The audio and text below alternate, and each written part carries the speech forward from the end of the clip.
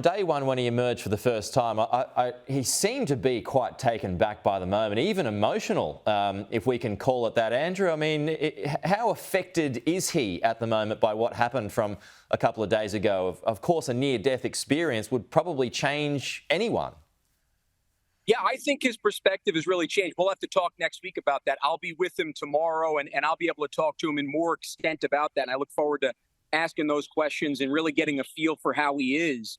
But you could tell, I've never really seen him get emotional the way that he did on Monday night and throughout some of the speeches over the first couple of nights as well. So I think it definitely has played a role. I mean, look, you can't imagine, and I know that we've seen the shots over and over again, the coverage, I should say, over and over again of the different angles.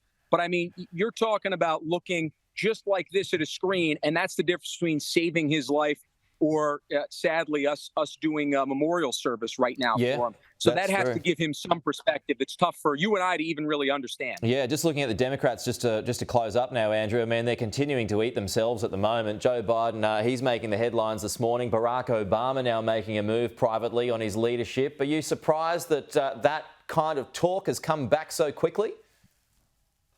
No, because I know that they're dropped, and this is probably a bad term to say, but the date that they need to actually get him out is by the Democratic convention. They can do it. It's difficult, but if they go past the Democratic convention, now you're talking about printing ballots with his name on it. You could always go to Kamala Harris then, but it gets more and more confusing. They basically need to unify around the candidate for the Democratic convention, which I believe is in 3 weeks for them at some point in August. So now's the push. That's why you're seeing Chuck Schumer, Hakeem Jeffries, and even Barack Obama make those pushes now to see if they could get Joe Biden out. It'll be interesting to see if those immediate advisors around Joe Biden who want him to remain the candidate win, or if some of the Democratic leadership like Obama, like Schumer, end up winning out on this. Good to talk to you again, Andrew, in what looks to be a beautiful day there in Milwaukee. We'll talk to you again next week.